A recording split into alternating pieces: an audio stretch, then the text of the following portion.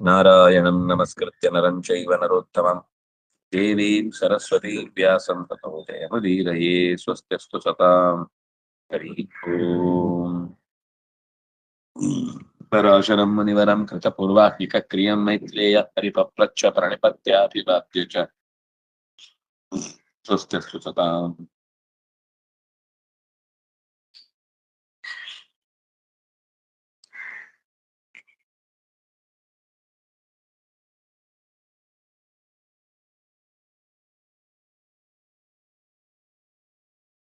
ನಿನ್ನೆ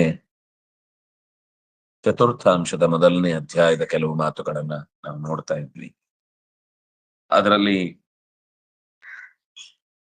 ಶ್ರೂಯತಾಂ ಅಯಂ ಅನೇಕ ಯಜ್ಞಶೂರ ವೀರಧೀರ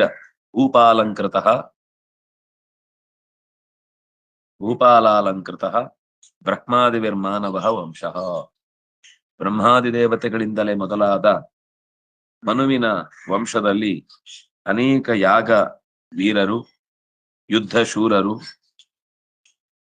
ಆಡಳಿತ ಧೀರರು ಆದ ಭೂಪಾಲರು ಬಂದು ಅಲಂಕರಿಸಿದ್ದಾರೆ.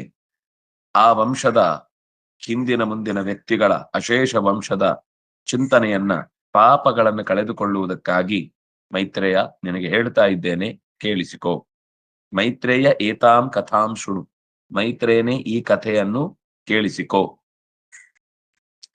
ಕೇಳು, ಕೇಳಿಸಿಕೋ. ಕೇಳು ಅಂದ್ರೆ ಸುಮ್ನೆ ಕಿವಿಗ್ ಬೀಳ್ತಾ ಇರುತ್ತೆ, ಕೇಳಿಸಿಕೋ ಅಂದ್ರೆ ಸ್ವಲ್ಪ ಗಮನ ಇಡು ಅಂತ. ತದ್ಯಥಾ ಸಕಲ ಜಗತಾಂ ಆದಿ ಭೂತಸ್ಸಹ ಋಗ್ಯಜು ಸಾಮಾದಿಮಯ ಭಗವಾನ್ ವಿಷ್ಣು ತಸ್ಯ ಬ್ರಹ್ಮಣೋ ಮೂರ್ತಂ ರೂಪಂ ಹಿರಣ್ಯಗರ್ಭೋ ಬ್ರಹ್ಮಾಂಡ ಭೂತೋ ಬ್ರಹ್ಮ ಭಗವಾನ್ ಪ್ರಾಗ್ ಬಭೂವ. ಹೇಗೆ ಅಂತಂದ್ರೆ, ಸಕಲ ಜಗತಾಂ ಆದಿಹಿ, ಎಲ್ಲ ಜಗತ್ತಿಗೆ ತುದಿ ಎನಿಸಿದ, ಎಲ್ಲ ಜಗತ್ತಿಗೂ ಮೊದಲೆನಿಸಿದ ಅನಾದಿಭೂತ. ಆದ್ರೆ ಅವನಿಗೆ ಯಾರು ತುದಿ ಇಲ್ಲ, ಅವನಿಗೆ ಯಾರು ಮೊದಲಿಲ್ಲ. ಅವನು ಎಲ್ಲದಕ್ಕಿಂತಲೂ ಮೊದಲಿರುವವನು ಹೊರತು ಅವನಿಗೆ ಮೊದಲಿನವರು ಅಂತ ಯಾರು ಇಲ್ಲ. ಇಂತಹ ಅನಾದಿಭೂತ ಸಹ ಋಗ್ಯಜು ಸಾಮಾದಿಮಯ, ಋಗ್ವೇದದಿಂದ, ಯಜುರ್ವೇದದಿಂದ, ಸಾಮವೇದದಿಂದ ಹೇಳಲ್ಪಟ್ಟ ಗುಣಗಳಿಂದ ತುಂಬಿದವನು. ಸಾಮಾದಿಮಯ ಅಂದ್ರೆ ಅವನ ಮೈಯೇ ನಿರಂತರ ವೇದದಿಂದ ಅನುರಣಿಸ್ತಾ ಇರುತ್ತೆ. ಯಾಕೆಂದ್ರೆ ದೇಹದ ಯಾವ ಭಾಗದಿಂದ ಏನ್ ಬೇಕಾದ್ರೂ ಮಾಡ್ಬೋದಲ್ವಾ. ಸಮಸ್ತ ಶರೀರವು ಕೂಡ ವೇದಗಳ ಬಗ್ಗೆ, ವೇದಗಳಲ್ಲಿ ಹೇಳಿದ ವಿಶೇಷಗಳ ಬಗ್ಗೆ ಜಗತ್ತಿಗೆ ಉಪದೇಶ ಮಾಡ್ತಾ ಇರುವಂತದ್ದು ಅಂತ ಅರ್ಥ, ಅಥವಾ ಅಲ್ಲಿ ಹೇಳಿದ ಗುಣಗಳಿಂದ ತುಂಬಿದ್ದು ಅಂತ ಅರ್ಥ. ತನ್ನ ಶರೀರದಲ್ಲೇ ಧರಿಸಿ ಕೂತು ಬಿಟ್ಟಿದ್ದಾನೆ ಋಕ್ಯಜು ಸಾಮಾಥರ್ವಗಳನ್ನು. ಅಂತಹ ವಿಷ್ಣು, ಭಗವಾನ್ ವಿಷ್ಣು ತಸ್ಯ ಬ್ರಹ್ಮಣ ಮೂರ್ತಂ ರೂಪಂ, ತಸ್ಯ ಅಂತಹ ಹಿರಣ್ಯಗರ್ಭನ ಶರೀರವನ್ನು, ಗರ್ಭವನ್ನು ತನ್ನಲ್ಲಿ ಧರಿಸಿ, ಅದು ಬ್ರಹ್ಮಾಂಡಭೂತ. ಮೂರ್ತ ಅಂದ್ರೆ ಕಾಣಿಸಿಕೊಳ್ಳುವುದಕ್ಕೆ ಬೇಕಿರುವಂತಹ ರೂಪ ಅನ್ನುವ ಹಾಗೆ. ಅಂದ್ರೆ ಚತುರ್ಮುಖನಿಗೆ ಬೇರೊಂದು ಶರೀರ ಇದೆ. ನಾವು ಲೋಕದಲ್ಲಿ ಕಣ್ಣಿಗೆ ಎಷ್ಟು ಪ್ರಯತ್ನಿಸಿದ್ರು ಕಾಣದೇ ಇರುವಂತಹ, ಕಣ್ಣಿಗೆ ಕಾಣದ ಒಂದು ರೂಪ ಇದೆ. ಆದ್ರೆ ಅದರ ಜೊತೆಗೆ ಕಾಣುವ ರೂಪವಾಗಿ ಬ್ರಹ್ಮಾಂಡಭೂತವಾದಂತಹ ಒಂದು ಶರೀರವನ್ನು ಪರಮಾತ್ಮನಿಂದ ಪಡೆದು ಹಿರಣ್ಯಗರ್ಭನಾಗಿ ಪ್ರಾಗ್ ಬಭೂವ, ಮೊದಲು ಹುಟ್ಟಿದ. ಪ್ರಾಕ್ ಅಂದ್ರೆ ಮೊದಲು, ಎಲ್ಲದಕ್ಕಿಂತ ಪೂರ್ವದಲ್ಲಿ. ಎಲ್ಲದಕ್ಕಿಂತ ಪೂರ್ವದಲ್ಲಿ ಚತುರ್ಮುಖ ಹುಟ್ಟಿದ.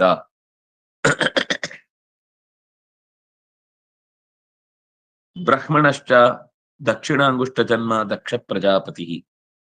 ಚತುರ್ಮುಖನ ಬಲಗಾಲ ಹೆಬ್ಬೆರಳಿಂದ ಮೊದಲು ಹುಟ್ಟಿದವ ದಕ್ಷ ಪ್ರಜಾಪತಿ. ದಕ್ಷ ಪ್ರಜಾಪತಿ ಅಂದ್ರೆ ಸೃಷ್ಟಿಗೆ ಮುಂದೆ ತುಂಬಾ ದೊಡ್ಡ ಕೊಡುಗೆಯನ್ನು ಕೊಟ್ಟವ. ದಕ್ಷಸ್ಯ ಅಪಿ ಅದಿತಿ, ಅದಿತೇಹೇ ವಿವಸ್ವಾನ್, ವಿವಸ್ವತಃ ಮನು. ನಾವು ಯಾವಾಗ್ಲೂ ಇನ್ನೊಂದು ದಿಕ್ಕಿನದ್ದು ಹೇಳ್ತಾ ಇದ್ವಿ. ಸಾಮಾನ್ಯ ವಿವಸ್ ಯಾರು, ಚತುರ್ಮುಖ, ಚತುರ್ಮುಖನಿಗೆ ಮರೀಚಿ, ಮರೀಚಿಗೆ ಕಶ್ಯಪ, ಕಶ್ಯಪನಿಗೆ ವಿವಸ್ವಾನ್, ವಿವಸ್ವಾನಿಗೆ ವೈವಸ್ವತಮನು. ಉಪನಿಷತ್ತು ಈಗ ಈ ಪುರಾಣ ಇನ್ನೊಂದು ದೃಷ್ಟಿಯಿಂದ ಹೇಳುತ್ತೆ. ಚತುರ್ಮುಖನ ಅಂಗುಷ್ಟದಿಂದ ಹುಟ್ಟಿದವ ದಕ್ಷ, ದಕ್ಷನ ಮಗಳು ಅದಿತಿ, ಅದಿತಿಗೆ ಹುಟ್ಟಿದವ ವಿವಸ್ವಾನ್, ವಿವಸ್ವಂತನಿಗೆ ಹುಟ್ಟಿದವ ವೈವಸ್ವತಮನು.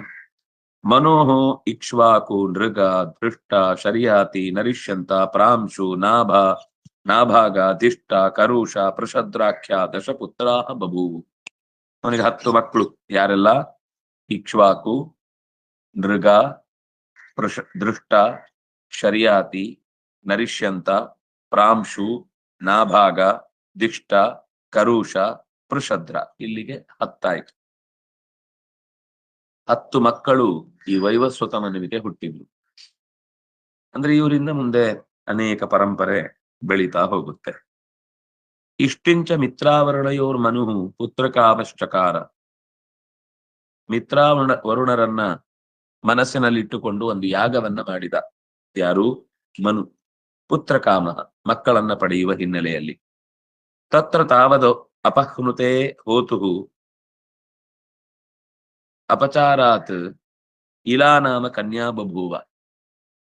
ಆದ್ರೆ ತತ್ರ ತಾವತ್ ಅಪಹ್ನುತೆ, ಮರೆಮಾಚುವ ಏನೋ ಒಂದು ಘಟನೆ ಅಲ್ಲಿ ನಡೆಯಿತು. ಹೋತೃವಿನ ಹತ್ರ ಮಡದಿ ನನಗೊಂದು ಹೆಣ್ಣು ಸಂತಾನ ಬೇಕು ಅಂತ ಕೇಳಿದ್ರಿಂದ ಇಳಾ ಅನ್ನುವಂತಹ ಹೆಣ್ಣು ಮಗಳು ಹುಟ್ಟಿದ್ಲು. ಸೈವಚ ಮಿತ್ರಾವರಣಯೋ ಪ್ರಸಾದಾತ್ ಸುದ್ಯುಮ್ನೋ ನಾಮ ಮನೋಹ ಪುತ್ರ ಮೈತ್ರೇಯ ಆಸೀತ್. ಮಿತ್ರಾವರುಣರ ಅನುಗ್ರಹದಿಂದ ಮುಂದೆ ಅವನೇ ಸುದ್ಯುಮ್ನಾಗಿ ಮನುವಿನ ಮಗನೆಂದು ಕರೆಯಲ್ಪಟ್ಟ. ಓ ಮೈತ್ರೇಯನೇ, ಮುಂದೆ ಮನುವಿನ ಪುತ್ರನಾಗಿ ಸುದ್ಯುಮ್ನ ಹೆಸರು ಕೂಡ ಬಂತು. ಪುನಶ್ಚ ಈಶ್ವರ ಕೋಪಾತ್ ಸ್ತ್ರೀ ಸತೀ ಸಾತು ಸೋಮಸೂನೋ ಬುಧಸ್ಯ ಆಶ್ರಮ ಸಮೀಪೆ ಬಭ್ರಾಮ. ಪುನಶ್ಚ, ಅಲ್ಲಿಗೆ ಅವನ ಕತೆ ಮುಗಿಲಿಲ್ಲ. ಹೆಣ್ಣಾಗಿದ್ದದ್ದು ಪ್ರಸಾದದಿಂದ ಗಂಡಾದ. ಆದ್ರೆ ಅವನು ಇಳಾವರ್ಷಕ್ಕೆ ಹೋಗಿ ರುದ್ರದೇವರ ಒಂದು ವಿಶಿಷ್ಟವಾದ ಕೋಪಕ್ಕೆ ಈಡಾಗಿದ್ದ ಜಾಗ ಅದು. ಪಾರ್ವತಿ ಕೇಳಿದ್ದಕ್ಕೆ ಆಗಿದ್ದು. ಇಲ್ಲಿ ಯಾರು ಬಂದ್ರು ಕೂಡ ಕಿರಿಕಿರಿ ಆಗತ್ತೆ. ಅವ್ರು ಯಾರು ಬಂದ್ರು ಇಲ್ಲಿ ಗಂಡಸರಾಗಿ ಇರ್ಬಾರ್ದು, ನಮ್ಮ ಏಕಾಂತಕ್ಕೆ ತೊಂದರೆ ಕೊಡ್ತಾರೆ ಅವರು. ಆಯ್ತು, ಎಲ್ಲ ಹೆಣ್ಮಕ್ಳಾಗ್ಲಿ ಅಂತ ಹೇಳಿದ್ದರ ಪರಿಣಾಮ ಇವನು ಹೋದ್ರೆ ಅಲ್ಲಿ ಸತೀ ಬಭೂವ, ಒಬ್ಬ ಹುಡುಗ ಹೋಗಿ ಹುಡುಗಿಯಾಗಿ ಬಿಟ್ಟ. ಸಾತು ಸೋಮಸೂನೋಹ ಬುಧಸ್ಯ ಆಶ್ರಮ ಸಮೀಪೆ ಬಭ್ರಾಮ. ಅವನಷ್ಟರಲ್ಲಿ ಏನಾಯ್ತು ಅಂದ್ರೆ, ಸೋಮನ ಮಗನಾದ ಬುಧ ಆ ಇಳಾವರ್ತದ ಆ ಭಾಗದಲ್ಲೇ, ಹೊರಭಾಗದಲ್ಲೇ ವಾಸವಾಗಿದ್ದ. ಅವನ ಆಶ್ರಮಕ್ಕೆ ಹೋದ. ಇವನು ಅಲ್ಲೇ ತಿರುಗಾಡಿದ, ಅಲ್ಲೇ ಉಳಿದ, ಬುಧನ ಜೊತೆಗೆ ಓಡಾಡಿದ. ಸಾನುರಾಗಶ್ಚ ತಸ್ಯಾಂ ಬುಧ ಪುರೂರವಸಂ ಆತ್ಮಜಂ.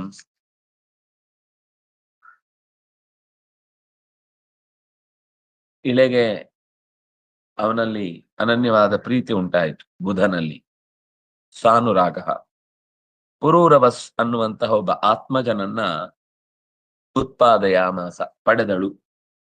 ಮಗನಾಗಿ ಪುರೂರವಸ್ಸನ್ನ ಪಡೆದಳು.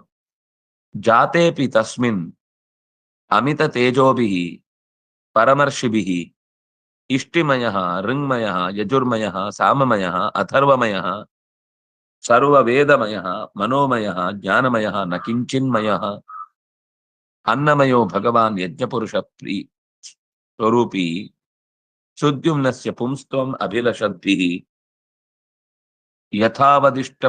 ಯಥಾವದಿಷ್ಟಃ ತತ್ಪ್ರಸಾದಾತ್ ಇಳಾ ಪುನರಪಿ ಸುದ್ಯುಮ್ನೋ ಅಭವತ್. ಏನಾಯ್ತು? ಇಳೆ ಹೆಣ್ಣಾಗಿ ಬದಲಾದ ಬಳಿಕ ಪುರೂರವಸ್ನ ಪಡೆದ ನಂತರ ಸುದ್ಯುಮ್ನನಿಗೆ ಮತ್ತೆ ಯಜ್ಞದಲ್ಲಿ, ಅಂದ್ರೆ ಇಳೆಗೆ ಸುದ್ಯುಮ್ನಾಗಿ ಬದಲಾಗುವುದಕ್ಕೆ ಬೇಕಾಗುವ ಹಾಗೆ ಭಗವಂತನನ್ನ ಕುರಿತು ಯಾಗ ಮಾಡಿದ್ರು. ಆಗ ಯಾಗ ಮಾಡುವಾಗ ಭಗವಂತನ ಸ್ವರೂಪವನ್ನ ಹೇಳ್ತಾ ಇದ್ದಾರೆ. ತಮ್ ನಿಮಿತ್ತ ತೇಜೋಭಿಹಿ ಪರಮರ್ಷಿಭಿಹಿ.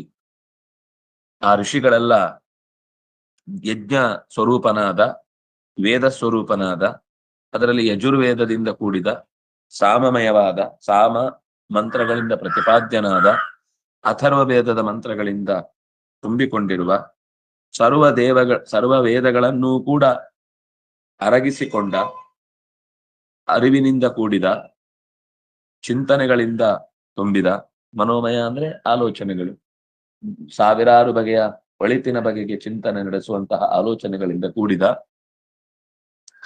ಜ್ಞಾನಮಯನಾದಂತಹ ಭಗವಂತ ನಕಿಂಚಿನ್ಮಯ. ಆದ್ರೆ ಯಾವುದೋ ಕ್ಷುಲ್ಲಕವಾದದ್ದು ಅವನ ತಲೆಯಲ್ಲಿ ಹೊಳೆಯುವುದೇ ಇಲ್ಲ. ಕಿಂಚಿತ್ ಅಂದ್ರೆ ಒಂದು ಯಾವುದೋ ಕ್ಷುಲ್ಲಕ. ನಕಿಂಚಿನ್ಮಯ, ಅವನು ಈ ಸಣ್ಣ ಸಣ್ಣ ಆಲೋಚನೆ ಮಾಡುವನಲ್ವೇ ಅಲ್ಲ. ಅವನೇನಿದ್ರು ಪೆದ್ದದಿ, ತುಂಬಾ ದೊಡ್ಡ ಪ್ರಮಾಣದ ಜಗತ್ತಿನ ಸೃಷ್ಟಿಯ ಬಗ್ಗೆ ಯೋಚನೆ ಮಾಡ್ತಾನೆ. ಅದರ ಅರ್ಥ ಏನು ಅಂದ್ರೆ, ನಮ್ದು ಯಾವಾಗ್ಲೂ ಒಂದು ಸಣ್ಣತನ ಇರುತ್ತೆ. ಅವ್ನ್ಯಾಕೆ ನನ್ನ ಅಲ್ಲಿಂದ ನೋಡಿ ಮಾತಾಡಿಸ್ಲಿಲ್ಲ, ಅಥವಾ ಇವ್ರು ಯಾಕೆ ನನಗೆ ನಮಸ್ಕಾರ ಮಾಡದೆ ಹೊರಟೋದ್ರು. ನಮಗೆ ಬರೀ ಇಷ್ಟೇ. ನಮ್ದು ಜೀವನದಿಂದ ಆಚೆಗೆ ನಾವು ಹೋಗ್ಲಿಕ್ಕೆ ತಯಾರೇ ಇಲ್ಲ. ನಮ್ಮ ಸಣ್ಣ ಪುಟ್ಟತ ಯೋಚನೆಗಳಲ್ಲೇ ದೇವರ ಒಂದು ಗುಣವನ್ನ ಚಿಂತಿಸ್ಬೇಕಂತ. ಈ ವಿಷಯದಲ್ಲಿ ಯಾವಾಗ್ಲೂ ದೊಡ್ಡ ಮಟ್ಟದ ಗುಣಗಳನ್ನೇ ಚಿಂತಿಸ್ಬೇಕು ಅಂತ. ಹಾಗೆ ಚಿಂತಿಸಿದ್ರೆ ನಮ್ಮ ಮನಸ್ಸು ಕೂಡ ದೊಡ್ಡದಾಗುತ್ತೆ. ಭಗವಂತನನ್ನ ನಕಿಂಚಿನ್ಮಯ ಅಂತ ಚಿಂತಿಸ್ಬೇಕು. ನಕಿಂಚಿನ್ಮಯ. ಇನ್ನು ಅನ್ನಮಯ, ಜಗತ್ತಿನ ಎಲ್ಲ ಜೀವರಾಶಿಗಳಿಗೂ ಕೂಡ ಆಹಾರ ಸಿಗುವುದಕ್ಕೆ ಕಾರಣವಾಗುವಂತಹ ಭಗವಂತನ ಆ ಅನ್ನದ ಅತೃಪ್ತ ಶಕ್ತಿಯನ್ನ ಸ್ಮರಿಸಿ ಯಜ್ಞ ಪುರುಷ ಸ್ವರೂಪಿಯಾದ ಭಗವಂತನು ಸುದ್ಯುಮ್ನನಿಗೆ ಮತ್ತೆ ಮೊದಲಿನಂತೆ ಪುಂಸ್ತ್ವವನ್ನ ಕಲ್ಪಿಸಿದ್ರು. ಅಭಿಲಷದ್ಭಿಹಿ, ಋಷಿಗಳೆಲ್ಲ ಬಯಸಿದ್ರು, ರಾಜ ಬಯಸಿದ. ಆಯ್ತು, ನಿಮ್ಮ ಬಯಕೆಯನ್ನು ನಾನೇನು ಆಗೋದಿಲ್ಲ ಅಂತ ಹೇಳಲ್ಲ ಅಂತ ಯಥಾವತಿಷ್ಠ, ಪೂರ್ವದಲ್ಲಿ ಹೇಗೆ ಅವನು ಸುದ್ಯುಮ್ನಾಗಿ ಕಾರ್ಯವನ್ನು ಮಾಡಬೇಕಿತ್ತು ಅದೇ ರೀತಿ ಬದಲಾದ. ಸುದ್ಯುಮ್ನೋ ಅಭವತ್ ಪುನರಪಿ, ಇಳ ಸುದ್ಯುಮ್ನಾದ. ತಸ್ಯ, ಅವನಿಗೂ ಕೂಡ ಮತ್ತೆ ಉತ್ಕಲ ಗಯ ವಿನತಾಸ್ತ್ರಯ ಪುತ್ರಾಹ ಬಭೂವು. ವಿನತ, ಗಯ ಮತ್ತು ಉತ್ಕಲ. ಉತ್ಕಲ ಅಂತ, ಉತ್ಕಲ ವಂಗ ಒಂದು ಜಾಗದ ಹೆಸರನ್ನೇ ನಾವು ಅವನ ಹೆಸರಲ್ಲಿ ಕರೀತೇವೆ.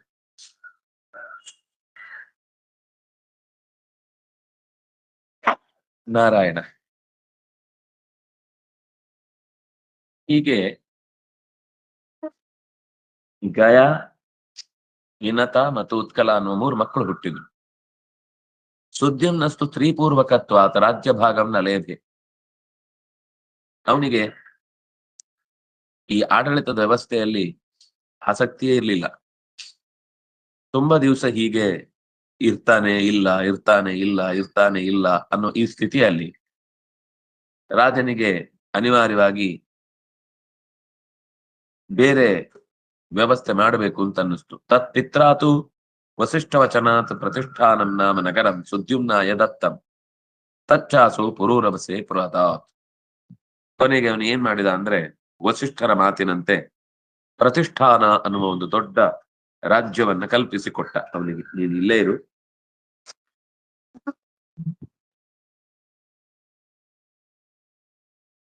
ಉಳಿದದ್ದನ್ನ ಮತ್ತೆ ನೋಡೋಣ ಅಂತ ರಾಜ್ಯ ಭಾಗದ ಒಂದು ಪಾಲನ್ನ ಮಾತ್ರ ನೀಡುವುದಾಯಿತು ಸುದ್ಯುಮ್ನನಿಗೆ. ತದನ್ವಯಾಶ್ಚ, ಅವನ ಮಕ್ಕಳು ಸುದ್ಯುಮ್ನನಿಗೆ ಬಂದಂತ ಆ ಸಂಪತ್ತನ್ನ ಇಳೆಯ ಮಗನಿಗೆ ಪುರೂರವಸಿಗೆ ಕೊಟ್ಟದ್ದಾಯ್ತು.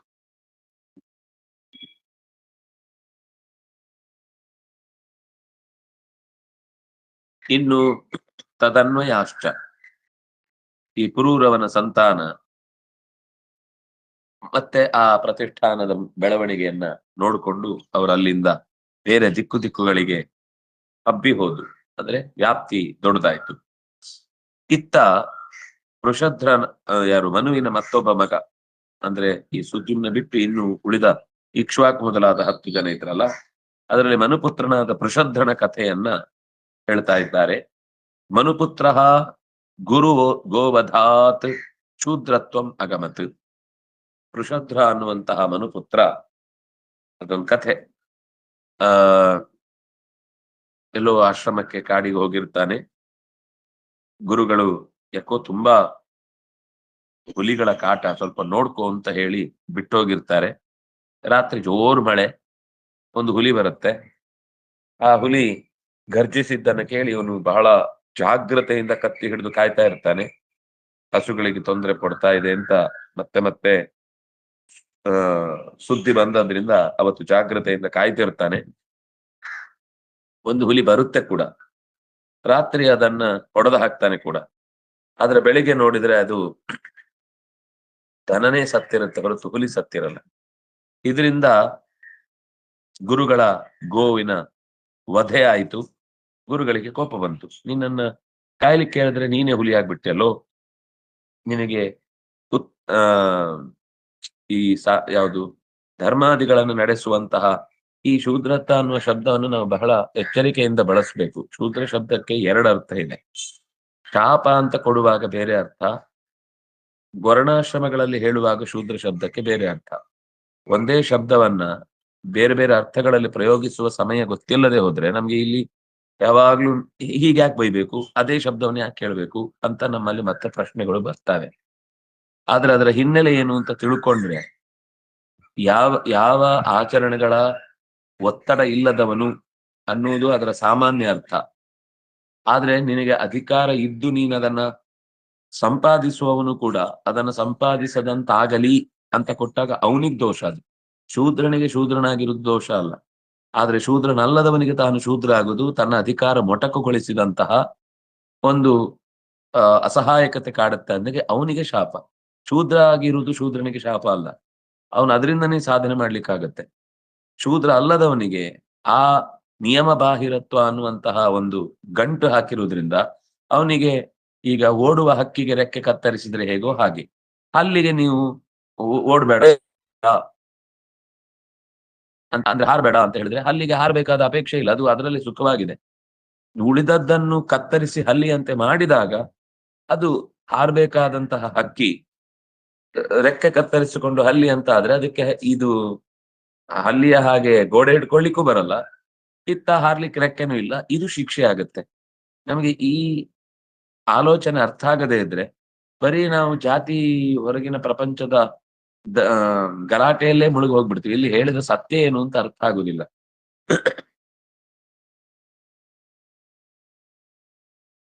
ಅವರಿಗೆ ಅವರ ತನದಿಂದ ಬದುಕ್ಲಿಕ್ಕೆ ಆಗದೆ ಇರುವುದೇ ಅವರಿಗೆ ಶಿಕ್ಷೆ. ಇದು ನಮಗೆ ಅರ್ಥ ಆಗ್ಬೇಕಷ್ಟೇ. ಹಾಗಾಗಿ ಶೂದ್ರತ್ವ ಮಗಮತ ಅಂತಂದ್ರೆ ಕ್ಷತ್ರಿಯ ಧರ್ಮ ಪಾಲನೆ ಮಾಡಬೇಕಾದವನಿಗೆ ಅಧಿಕಾರವನ್ನ ಕೊಡಲು ಸುಮ್ನೆ ಕೂಡಿಸಿ ನೀನು ಅವನು ರಾಜ್ಯಭಾರ ಮಾಡುವವನು, ಅವನಿಗೆ ಪ್ಲೇಟ್ ಇಲ್ಲಿ ಬಡಿಸ್ಲಿಕ್ಕೆ ಕೊಟ್ರೆ ಅವನಿಗೆ ಹೇಗೆ ಅನ್ಸ್ಬೇಡ. ಶತ್ರುಗಳು ಯುದ್ಧ ಮಾಡ್ತಿರ್ತಾರೆ, ಅವನ ಸೌಟಲ್ ಬೇಕಾದ್ರೂ ಯುದ್ಧ ಮಾಡ್ತಾನ. ಆದ್ರೆ ಅವನಿಗೆ ಅಧಿಕಾರ ಕೊಡದೆ ಸೌಟಲ್ ಬಡಸು ಅಂತ ಹೇಳಿದ್ರೆ ಅವನಿಗೆ ಹೇಗೆ ಅನ್ಸುತ್ತೋ ಹಾಗೆ ಇದು ಒಂದು ರೀತಿಯಲ್ಲಿ. ಮನೋಹ ಪುತ್ರ ಕರುಷಃ ಕರುಷಾತ್ ಕಾರುಷಾಃ ಕ್ಷತ್ರಿಯಾಃ ಮಹಾಬಲ ಪರಾಕ್ರಮಾ ಬಭೂವು. ಇನ್ನೊಬ್ಬ ಮಗ ಕರುಷ, ಅವನ ಮಕ್ಕಳು ಕಾರುಷರು. ಅವರು ಕೂಡ ಬಲಿಷ್ಠರಾದ ಪರಾಕ್ರಮಿಗಳಾದ ಪರಂಪರೆಯನ್ನ ಬೆಳೆಸಿದ್ರು. ಇಷ್ಟಪುತ್ರಸ್ತು ನ ಭಾಗ ವೈಶತಾಂ ಅಗಮತ್ ತಸ್ಮಾತ್ ಬಲಂಧನ ಪುತ್ರೋ ಅಭವತ್.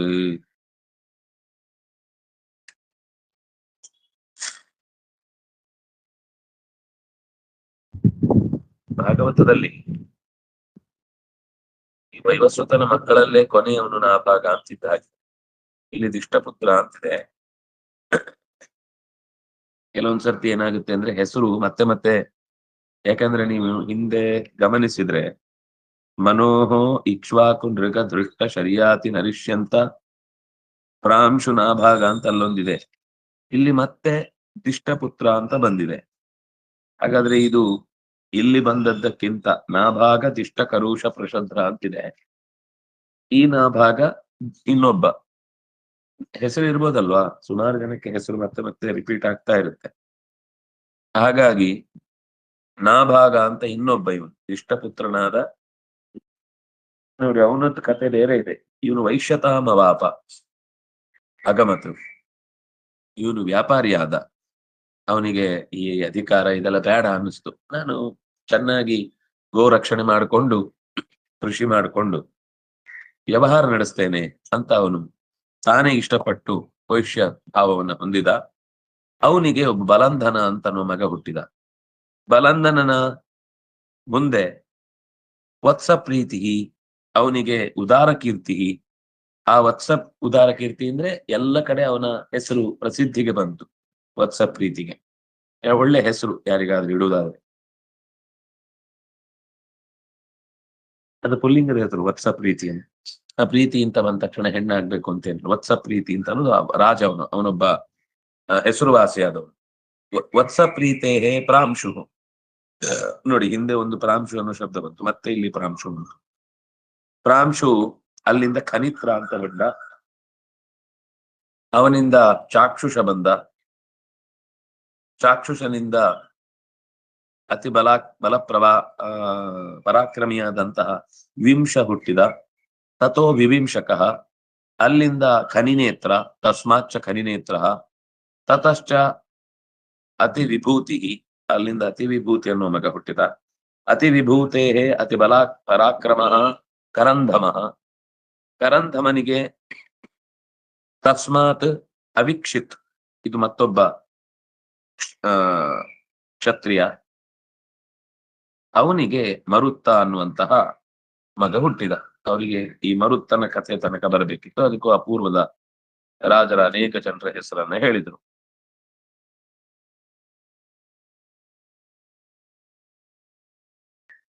ಅಂದ್ರೆ ಮಧ್ಯದಲ್ಲೊಬ್ಬ ವೈಶ್ಯನಾದ್ರೂ ಕೂಡ ಮುಂದೆ ಅವರ ಪರಂಪರೆ ಅನ್ನೋದು ಮತ್ತೆ ಕ್ಷತ್ರಿಯ ವಂಶದಲ್ಲೇ ಬೆಳೆಯಿತು. ಅವನು ವ್ಯಾಪಾರಿಯಾಗಿ ಉಳಿದ್ರು ಕೂಡ ಇದೆಲ್ಲ ಈ ಹೆಸರು ಎಲ್ಲ ಇವರೆಲ್ಲ ಮಹಾ ಖನಿತ್ರ, ಖನಿನೇತ್ರ, ಇವರೆಲ್ಲ ಮಹಾರಾಜರು. ಚಾಕ್ಷುಷ ಅದು ಮನ್ವಂತರ ಹೆಸರಾಗಿ ಬಂತು ಕೊನೆಗೆ. ಅಂದ್ರೆ ಈ ಚಾಕ್ಷುಷ ಮನ್ವಂತರಕ್ಕೆ ಕಾರಣ ಆದವಲ್ಲ, ಯಾಕಂದ್ರೆ ಇವನು ವೈವಸ್ವತ ಮನ್ವನಲ್ಲಿ ಮನ್ವಂತರದಲ್ಲಿ ಬಂದವ. ಚಾಕ್ಷುಷ ಮನ್ವಂತರ ಅದಕ್ಕಿಂತ ಪೂರ್ವದ್ದು.